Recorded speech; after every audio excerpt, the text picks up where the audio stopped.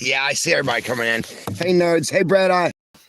Astro, Cicely, Cindy, Brenda, Terry, Miriam, Bleed Blue. That's a cool name.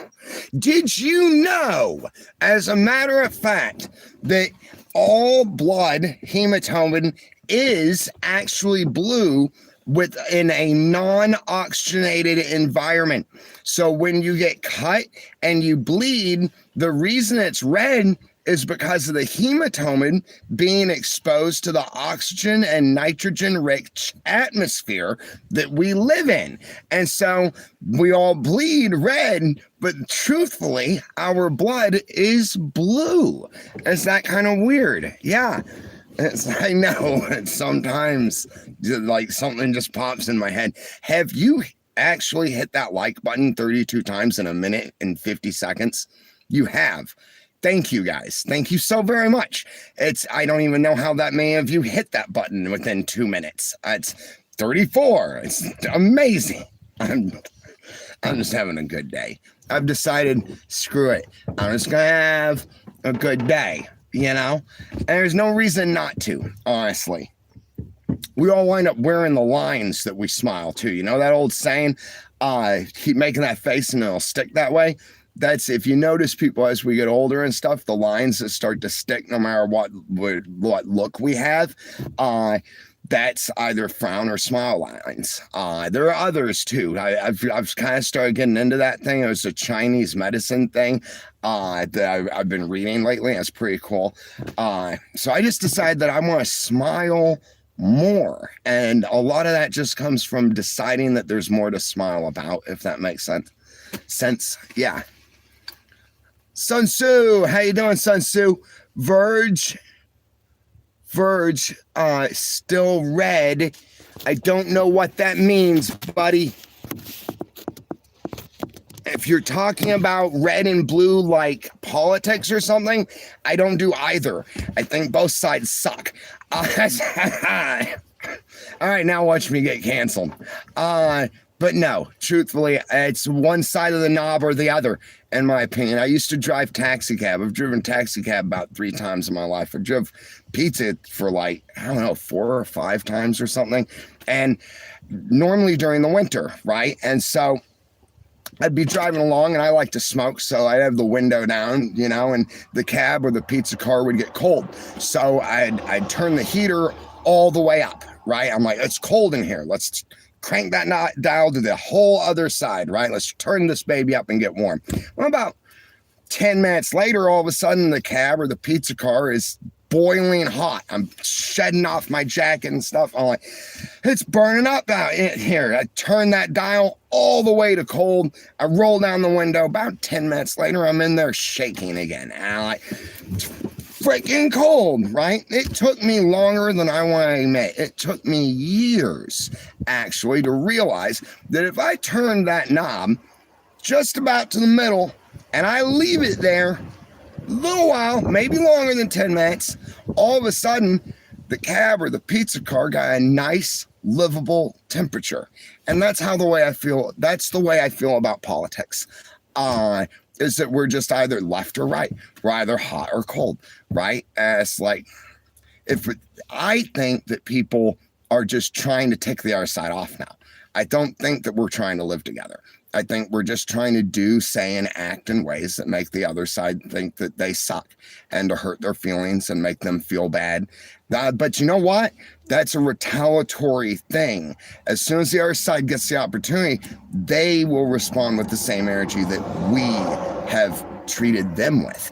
That's why in life, when I deal with bullies, when I deal with problems, right, when I have to stand firm and be like, don't do that anymore, right? Because your actions will have consequences, right?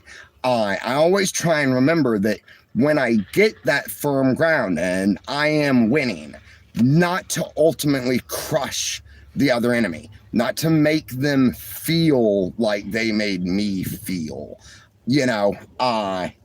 There's one president, well, I probably shouldn't even mention it because then just one side or the other is going to get ticked off. But who was it? I want to say it was Eisenhower, but it wasn't. Anyway, this guy was really, really good at the game of politics. And what he would do when he won, he would not push all of his stuff. He would go instantly to those who, before his supporters, he would go instantly to the other side. And he would tell them, look, it was a good game. And I think, I really respect the way that you've done things, and I look forward to working with you. Maybe we can solve some of these issues and stuff. I think it was Eisenhower. For some reason, I just do. But that's the whole thing in life. Sometimes if we want peace, we just have to make peace. You know what I mean? Yeah. So that's 5 minutes. 2623 says, if you don't want to argue with someone, avoid talking about religion, politics, and baseball. LOL. Yeah, that is exactly true. That is exactly true. A lot of psychiatrists right now, because for the past 8 years, people have really started getting mental health issues in a shared situation. So families have been broken up over politics. Family gatherings are down by percentages. I would give you a quote. I want to say it's like 28% though. Families are no longer gathering together because they don't share the same political views, and they aren't able to not talk about it during their family event. And so therapists, life coaches, counselors, psychiatrists, they've all turned to this thing, which is exactly what you were saying there, my friend. Just don't talk about it, right? And we've known that for a long time. I mean, I think that saying, don't talk religion, politics, or baseball, is probably from the times of the ancient Greeks. Maybe not the baseball part, but, religion and politics, probably. Yeah. I like y'all guys. Y'all are fun. You know what? You're fun. You're good people and you're fun. What I like about this channel is that we're all so different and we get along. As I always say it, it's one of the things about this channel that just makes me feel good. Rebecca, thank you so much for throwing that out there. Guys, Rebecca's throwing out the post office box and everything.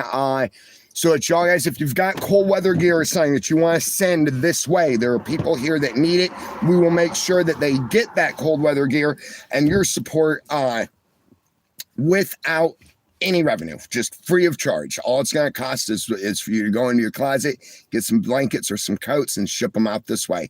Now, if you can't, then there's always somebody in your area also, I'm certain.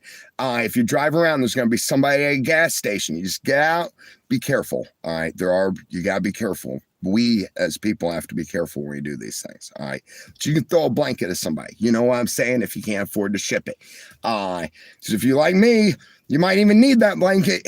So hoorah. And thank you again, Rebecca. So Rebecca says, letters to Matt Brown, please keep to 2 pages, and packages, please send cold weather gear for the homeless for Matt to pass out. Thank you, folks. Love it. And guys, that post office box is post office box 55, Orville, Washington, 98844. Yep. And I do love getting letters from y'all guys. I've got one. I always carry them with me. I'll read them sometimes, but like right then, but lots of times I'll just throw one in my backpack or in my coat or something. And when I'm out there in the wild, or if I'm sitting out just not feeling great about something, we all go through things. I'll take it out and I'll read it. And you just put me back together. It's just, there's something about it that just raises the encouragement, And yeah, like Rebecca said, please try and keep them to 2 pages though, because much more. And I'm not a quick reader, And also I think when you're limited to those 2 pages, I've found, because I've gotten multiple letters from the same person before. One of them was like 7 pages, which was a great read. It was deep and engaging. However, I got another letter from them that was the 2 pages, and the difference was night and day. For some reason, when we're limited to less, we can say more, I feel, if that makes any sense at all. Shout out to the coffee place. What's it called? Java Junkie in Orville, Washington. If you're ever up there, it's up by Napa and Atkins, also two great places. Be sure and stop in and have yourself a coffee. My Americano costs $2.30. I mean, that's really great. And you always get a smile with a good cup of coffee. You know, they're upbeat, happy people. This one girl, she even remembers what I know she said, and she does. She remembers everybody's orders and all. But I do like it when I drive up and she's like, "You want your regular?" And I'm like, "Yes, please." It just makes me feel good, you know? Yeah, I like that. Not to mention, theirs is actually really good cold, too. I'm not a cold brew guy, but my Americano's gotten cold on me. And it's really good. It doesn't have that bite that a lot of Starbucks coffee, even if it gets cold, it's got that bite to it, kind of. Not with this stuff. It's got good energy too. I say it's got good energy. Good energy, man. It's like got good.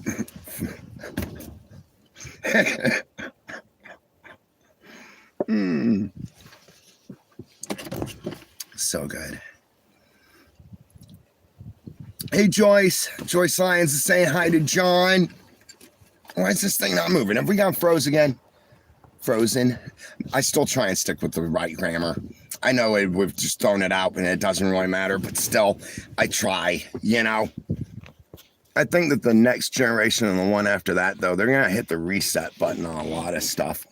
Honestly, people don't realize they're watching us, you know, and we can justify all of our emotional reactions and stuff. The next gen, as they're coming up, they're watching and they're deciding, yeah, I think I'm going to be doing that a little bit different. Not saying anything.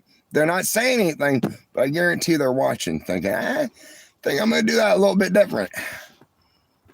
Nerds. Hey, Nerds.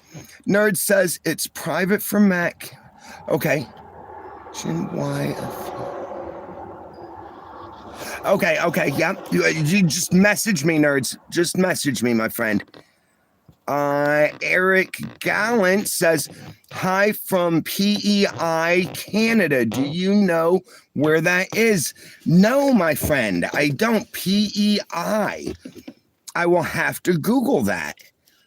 Off Grid World, what have I just stumbled upon? Dude, it's going to be really hard to describe. A little bit of this, a little bit of that. Yeah. No. My name is Matt. I do this channel out here.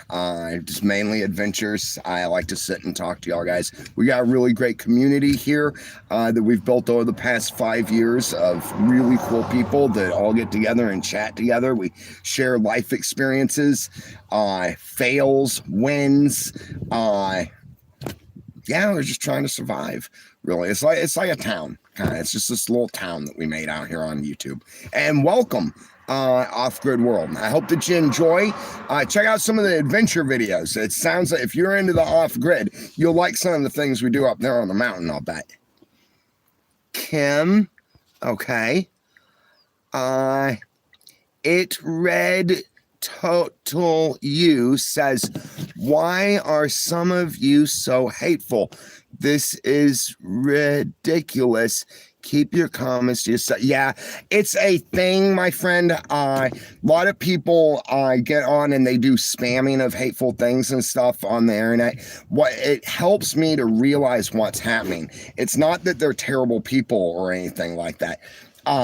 There's a saying that hurt people, and the internet is a safe place to vent. It's a safe place to make our people feel bad, or to just say stuff or whatever, and it gets an emotional reaction.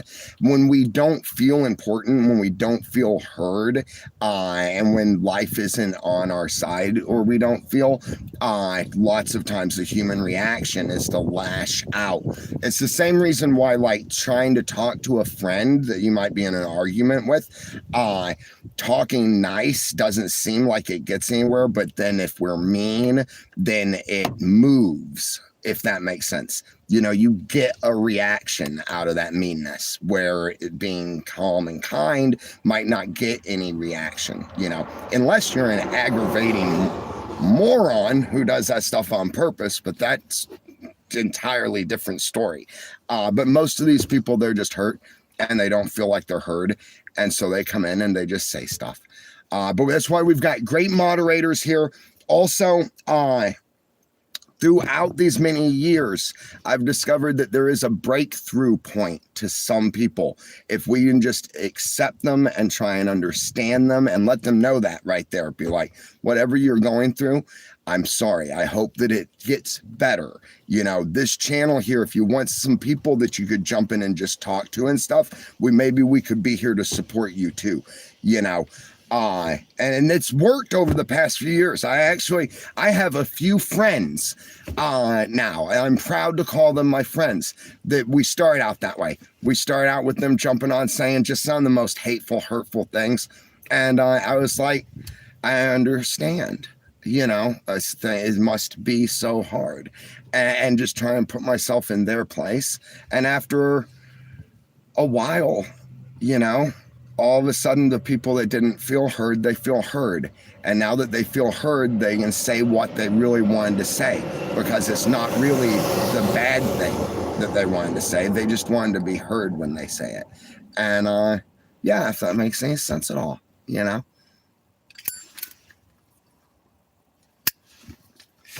It helps. I've gone through those things myself.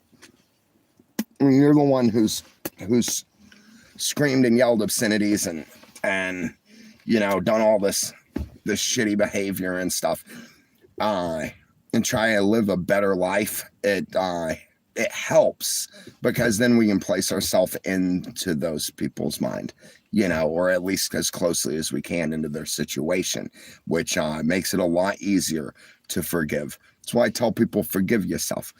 It's the hardest thing in the world. Just forgive yourself. You'll feel better. You forgive anybody else, right? Whatever you would forgive somebody else for, just forgive yourself, you know, because you deserve it. And it's going to be all right, you know.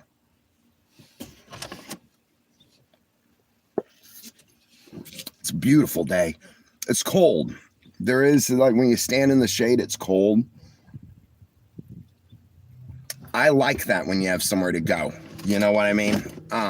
Living in it sucks. It's what was so nice about the cabin this go around. And I think most people thought, because like my normal routine, I don't like to be bothered. I don't like to be tracked. I don't like people to know where I am or what I'm doing. Like, I regress. Yeah, back to earlier when I was like, I do what I want, when I want, how I want. And I don't need anybody in my life telling me to do it a different way, right? That's how I am when I'm in the forest. And all my friends know this. I'm not tougher than anybody else. I don't know more than anybody else. I am not I'm not out there further than anybody else. All my friends will tell you, though, that when I go to the forest, I can get really intense on going places that I'm never going to see anybody else.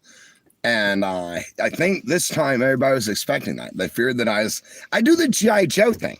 I live in a hole, guys. I can make a hole in the ground really comfortable. You can make a tarp into a Taj Mahal, and I enjoy doing it too. I like sitting there eating with my knife out of a can of sardines in the middle of the dark with no light and monsters walking around all over the place. So it's what I think most of my friends expected, because that's what I normally do. And instead, I went straight to the cabin. It's basically an Airbnb for me, you know, and it was so nice. Because you can go out of your mind in that cold with the wind. After a while, it can really start to set in if you've just got somewhere to get out of it. That's what makes things better. Yeah. Brenda Lee. Brenda, you are a good friend. You know, you've been there for me for a long time. I really respect the way that you think, the way you communicate, the way you get through the hard times, and the way that you celebrate the positive times in life. They say, find people in life that have what you want and do what they do. And Brenda Lee, you're one of them. So I try and copy a little bit of what you do. Yeah, so guys, Brenda threw in $10 for the mission.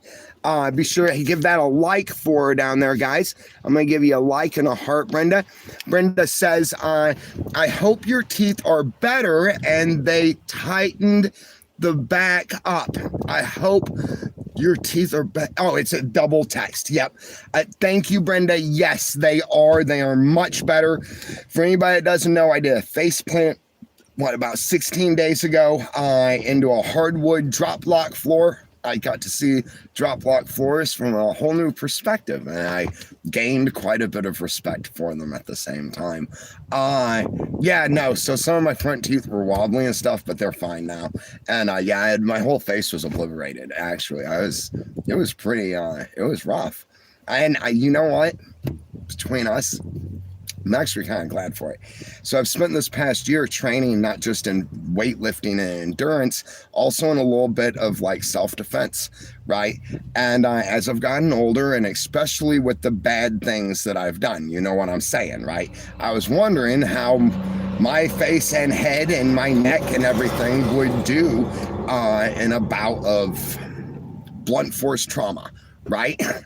And when I hit that floor, it really showed. And yeah, I'm good to go. I could get in the octagon. Piece of cake. But none of how I train is for the octagon, though. So, yeah. Thank you, Brenda. Thank you so much. Okay, we got somebody else here, guys, and then I'm going to have to go.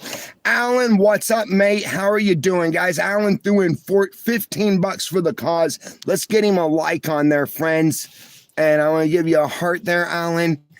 Thank you so much, my friend. So Alan's been here for a very, very long time, guys.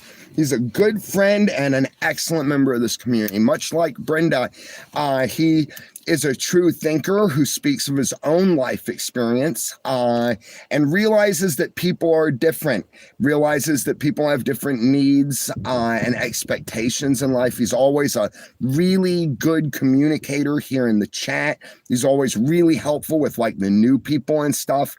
Just a solid gold. I appreciate you, Alan. And it's going to be neat. Who is this? Oh, okay, cool. Hoorah. I have to address that in a minute. But it's going to be neat one of these days. I'm going to get down to Australia. I got a lot of Australian friends. We're going to throw a party at Alan's place, probably. Alan's like, what? This is the first I've heard of that. Yeah, but if it's all right, Alan, we'll use your... We'll use your place. We'll go to a beach or something. Just keep me away from those dang blue-ringed octopus, all right? There's so much venom in Australia. I'm like, you know me. I'm going to get there, bro. And I just, la la la la, boom, fall over dead. You take me to the hospital, it's like he's got 9 different kinds of toxins. It's, yeah, shellfish, blue ring, spiders, snakes. This one, we don't know where this came from. You know, I don't think he picked it up on this continent. I'm so full of crap. Yeah. Thank you, Jimmy. So I got a text from my buddy Jimmy Dudley here a minute ago, guys. Just a second ago, actually. Thank you, Jimmy. I am so glad that you're there. Thank you for being a good friend. You know what I like really the most about Jimmy, besides he can relate to a lot of stuff that I've been through in life, is he is, once again, like Aaron, the kind of guy that if he doesn't hear from me, he doesn't send out the search parties. He doesn't worry about me. He doesn't think I'm drunk or dead. He just waits for me to get back a hold of him, or he'll send me motivational texts and stuff, you know, and that's a good friend. It's the friends that worry too much that freak me out, to tell you the truth. It's like, I do not need that level of worry and anxiety. Your anxiety only gives me worse anxiety. Yeah, not to say I'm glad that you care. I'm glad you care. I'm glad all of you care. I'm just saying, Jimmy, I appreciate you, bro. And yeah, I'll try and call you later. If not today, I'll try and call you tomorrow. As you know, it's probably best to call me because I'm 90 miles an hour, right, brother? James Baker, everyone get your donations in, says James. Hey, thank you, James. Appreciate you, brother. Yeah, no, it's all good. Like that, we've all got, you know, a lot of stuff going on, right? And also donations too need to go to local places as well, you know, so like food banks, shelters. Now there are a lot of like women's shelters and stuff out there, which is really a good thing. There are a lot of resources for women and single mothers and stuff. There are hardly any for men or young men. So if you can find some way that you can donate to a cause that young men or men in general, that would be really great too. I find lots of times the best way to do that is just to find a man, right, who's obviously having problems, and just donate the money to him right then and there is what I do, because there aren't any foundations or anything. I haven't. There's a couple small ones and stuff, but there's nothing good. There's nothing big. Which is another thing I want to address. See, a friend of mine asked me the other night, they're like, why do you do what you do, right? And it's like, well, it's just lighten up a little bit of suffering in the world, right? It's like, I try and do it for people that don't have, that can't get, right? Don't have a shot is what I always say. And so as our channel grows, as we prosper more and more, those are the things I'm trying to find to take notice of. Are the people out there who are just overlooked. There we go. I had to plug in your battery. Anyway, I was just saying, find people and the organizations and stuff that they're overlooked and so aren't taken care of. Because there are a lot of people struggling right now, guys. And us dudes, we struggle, and there aren't many resources for us. It's like even bad relationships and stuff. It's so easy to spot a bad relationship for a woman or a young girl or something. It's really hard to tell what men are going through, especially in bad relationships, because men were expected to be constantly strong, to never break, and when we finally do admit that we've had too much or something, we're like more chastised for it, even from other men. Men are more likely to police other men in relationships and stuff and not understand, right? But there are a lot of psychologically toxic relationships out there that are pitted against good men, strong men, who just need a little bit of support and encouragement, really. I do like what's happening here on the internet. I follow a few sites dedicated to that subject, and it goes back to what I talk about with the kids. Things that are a problem are noticeably a problem to problem solvers. Some of us in this world, we've got the genetics to solve problems. It's what we do. Lots of us, we devote entire lifetimes and build huge amounts of teamwork to solve what one could call even a trivial problem. Take, for instance, the mission to the moon. Now, I don't know if they really did it or not. Honestly, I don't know. I like to believe they did, right? So we'll just stay there. We had no reason to go to the moon, right? We gained nothing from it. We used up a lot of resources, right? It was just that human beings are explorers, basically, and we decided we're going to go to the moon. All right, we're going to the moon, damn it, get ready. It's going to be cheese everywhere, right? And look at how many years, the man and woman power involved, the intelligence, the loss, just to go to the moon. So when there are other actual problems that really affect people's lives daily, suffering and hardship and loneliness and self-spite, those are problems that aren't going to be problems for long, because there are groups of us out here who are problem solvers. We take the problem and we devote our lives and all of our energy to fixing it in very abstract ways and stuff. And so, that's one thing I always tell myself, is things will get better because human beings are naturally problem solvers, especially impossible problems. Like, how do you get to the moon? Right? Goofy asked it in the Goofy movie. Remember, how many cups of sugar does it take to get to the moon? I think he said 1.5, right? I think he was wrong. But yeah, we'll get through this. And like you, if you've got a problem in your life, something's going on, it's really hard and stuff. I've discovered sometimes the solution to a difficult problem does not have to be as complicated as the problem is. I would give an example or something, but I'm just going to let that ruminate because it's something that I talk about a lot. And so, yeah, just because a problem is hard and difficult doesn't mean that the solution is. Now, there'll be trade-offs. A lot of solutions that are pretty dang easy have big trade-offs: time, energy, cold, starvation, problems, right? All those problems, depending on how huge the original problem was, isn't a problem. Now, I've just said the word problem so many times that I'm glad it's not the word onion, because if you repeat the word onion over and over again, it loses all meaning. However, the word problem seems to stand pretty good.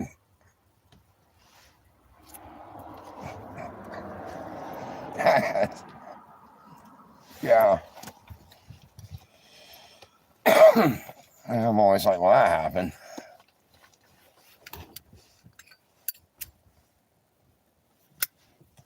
Cool little fact.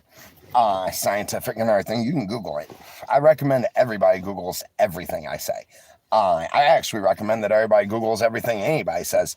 I'll hear things from people and repeat it for years as if it's holy writ, and find out later I'm wrong and I was an idiot the entire time because I was just repeating something I just heard somebody say, right? So I recommend Google everything. However, in our brain, if we are sad, our face drops to a sad expression. If we are happy, our face picks up to a happy expression, right? And it's because our face is matching the endorphins in our brain and our thought processes, not just our conscious, but our unconscious thought processes also. The unconscious processes are mainly governed by our conscious way of thinking. So if I'm thinking to myself, everything sucks, I hate life entirely, my subconscious is hearing my conscious say that and then behaving in that fashion, because it's the only way that it knows what's going on in life. So, you know that saying, fake it till you make it? Did you know that if you are sad and you smile, it releases endorphins in your brain that actually makes you happy in return? It's literally fake it till you make it, because it's wired the same way. So like, if I'm happy, it triggers a smile. If I'm smiling, it triggers happiness. I mean, it's not gonna work perfectly, and it takes a lot of work, but it's just something that I read recently. I'm like, you know what? Yeah, I just see that jives. I don't want to leave, but I've got to go. I guess I've been here about an hour. Yeah, almost an hour. I gotta get into what's it called? Loomis. Pick up my sinuses all of a sudden. That's that road dust. Pick up my stuff. I have to not have any food. To just not buy anything while I'm there. It's gonna be a good plan. And then get back into town. I'll start up my edit tonight.